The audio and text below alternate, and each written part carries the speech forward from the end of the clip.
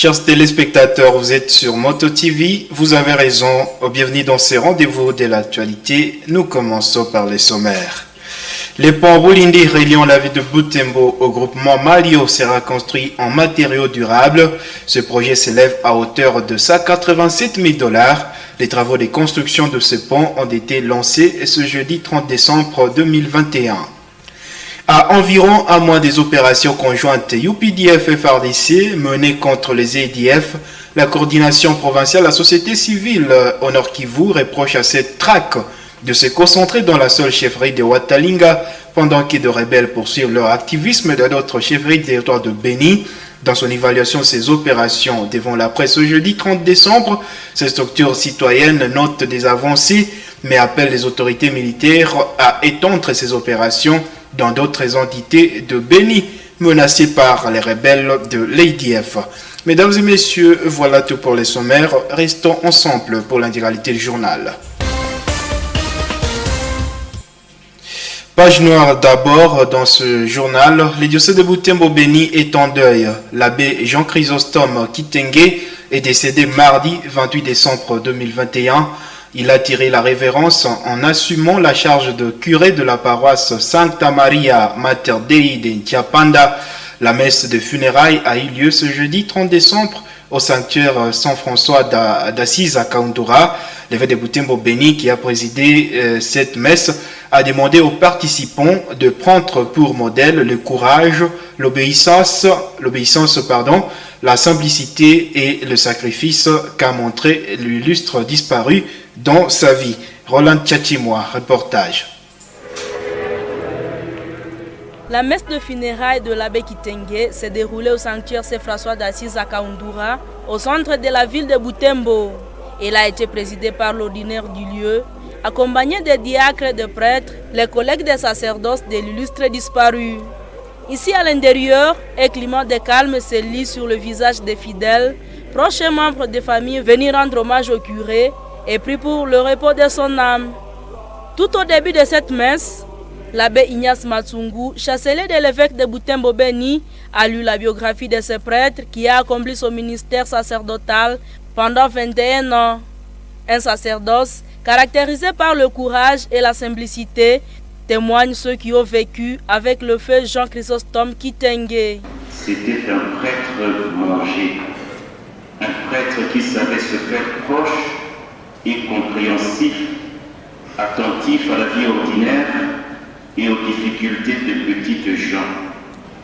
Le témoignage de vie de l'abbé Kitenge Jean Chrysostome apprend particulièrement à nous, prêtres, à aimer la pastorale et à nous y engager correctement et courageusement tant qu'on le peut encore.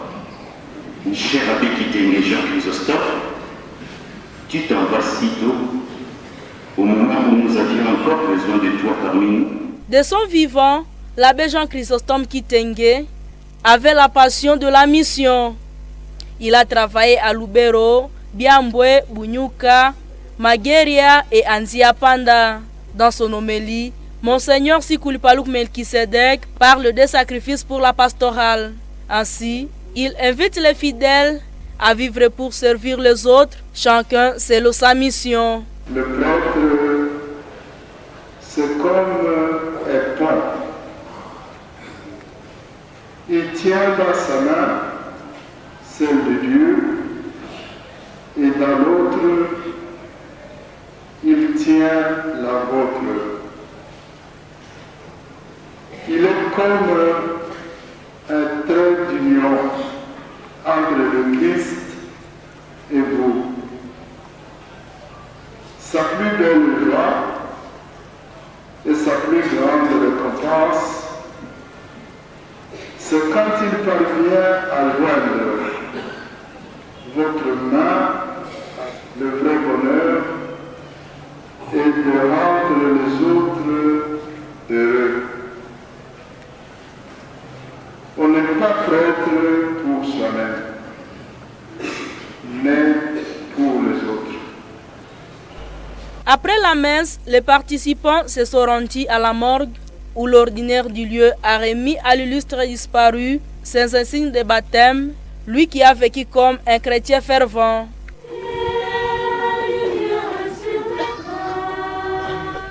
Le corps de l'abbé Jean-Chrysostome Kitenge a été mis en terre ici au cimetière Saint-Joseph de Moussienene.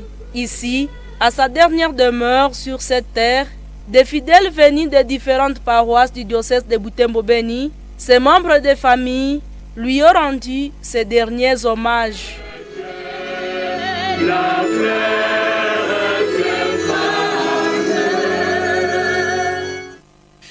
Que son âme repose en paix.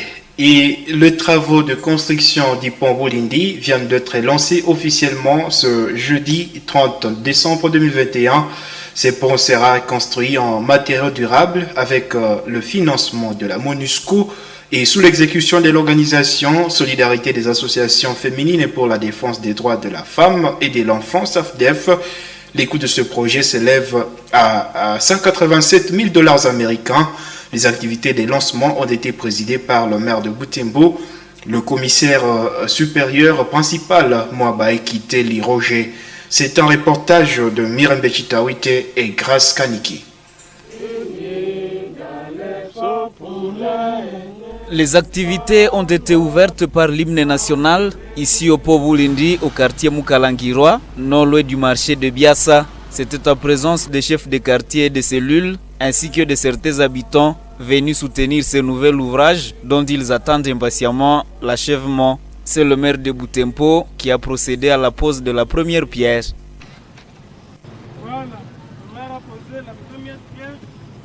Quelques mots ont marqué cette circonstance. La présidente de la SAFDEF, organisation chargée d'exécuter ce projet, a souligné que ce pont reliant la ville de Butembo au groupement Malio de la chefferie de Bachou présente une importance capitale pour les deux entités.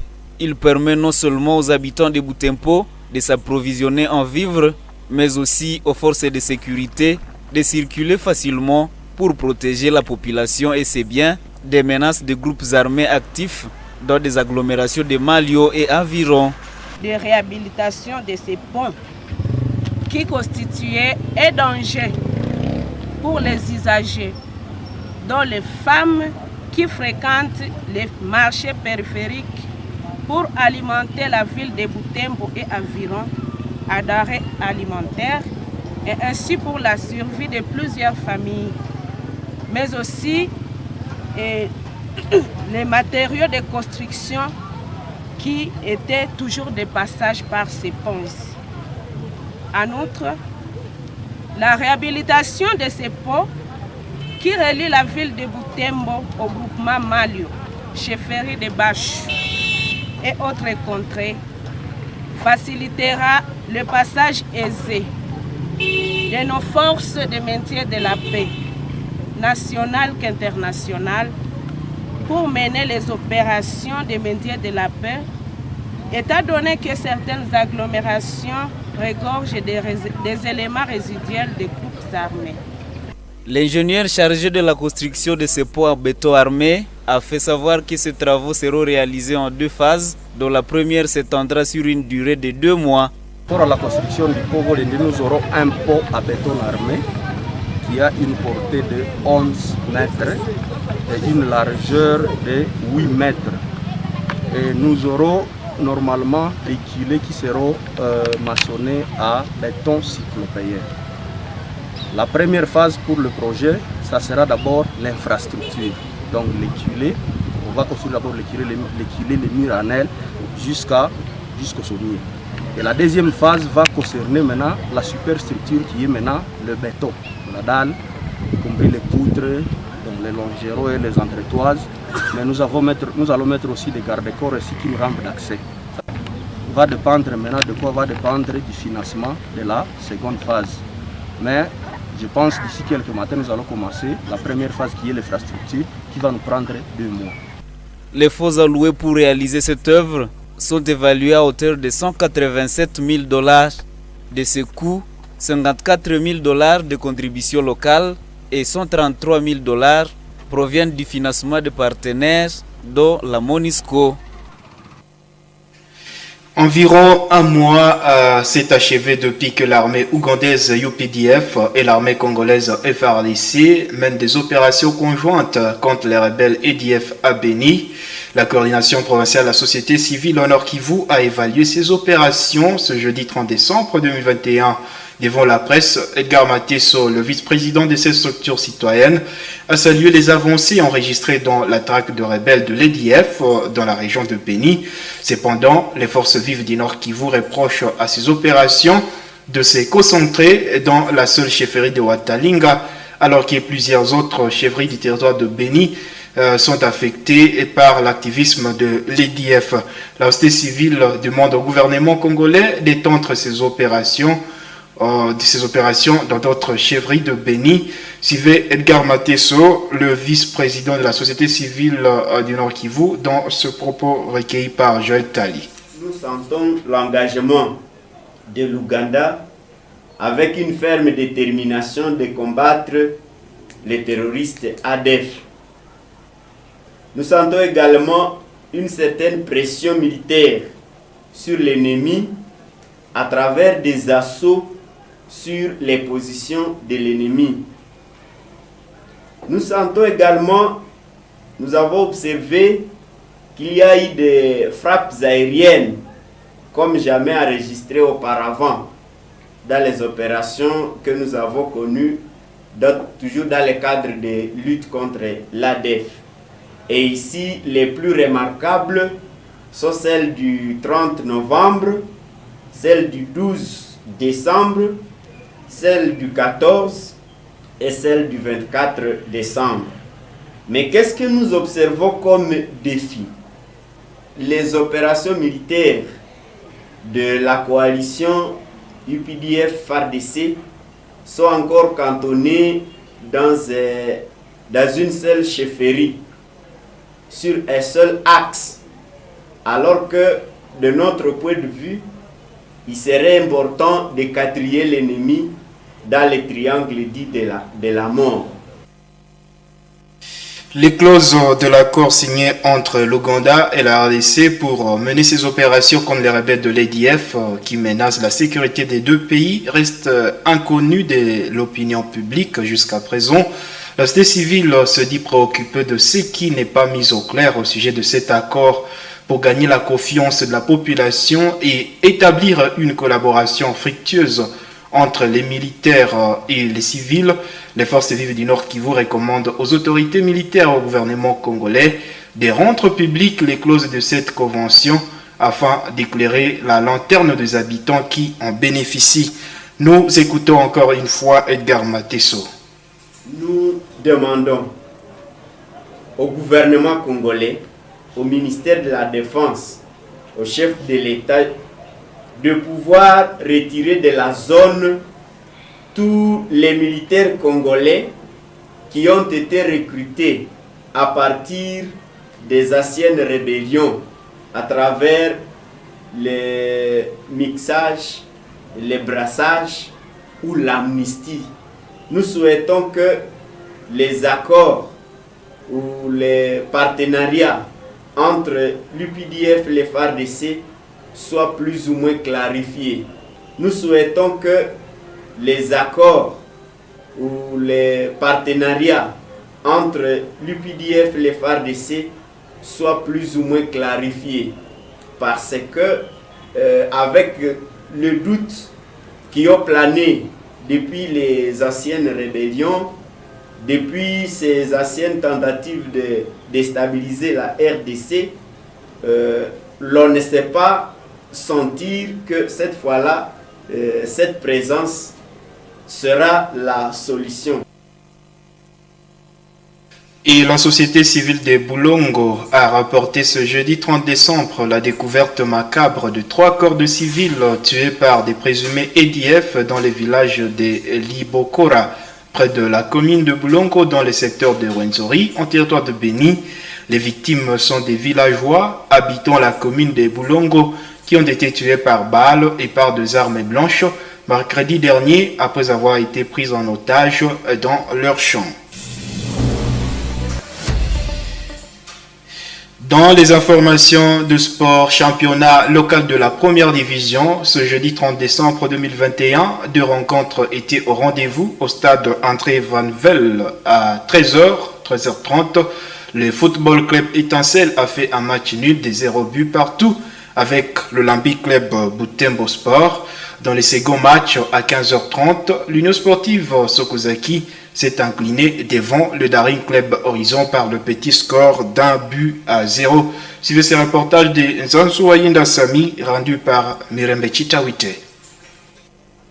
C'est à 15h30 que le choc de la journée débute ici au stade André Van Vel de Butembo. Le DC Horizon en noir et blanc et orange au nord du stade et l'Union Sokozaki en bleu-blanc au sud. Cette première partie de la rencontre est contrôlée par les DC Horizon. De nombreuses occasions obtenues mais sans le moindre but marqué. Après la pause, l'Union Sokozaki vient avec pression mais c'est les DC Horizon qui sera chasseuse.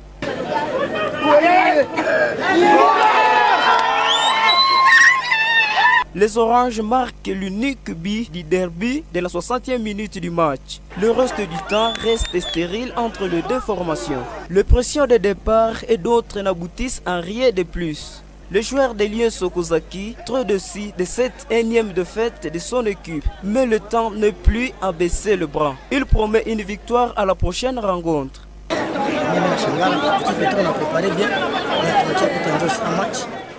Nous sommes venus tout à savoir qu'on va gagner. Nous sommes très étonnés de cet échec. Il faut que nos fanatiques s'apaisent. Nous allons gagner à la prochaine confrontation. On a préparé le match à mardi. Kambale Tontoi du DC Horizon lui a remercié les supporters qui continuent à soutenir cette équipe à travers leurs contributions de diverses natures. 2 heures avant, soit à 3 heures, le FC Étincelle et l'Olympique Club Butembo Sport venaient de se séparer par un score vierge de 0 but. Chers téléspectateurs, c'est la fin de ce journal. Merci infiniment de l'avoir suivi. Je vous souhaite une bonne fin d'année 2021.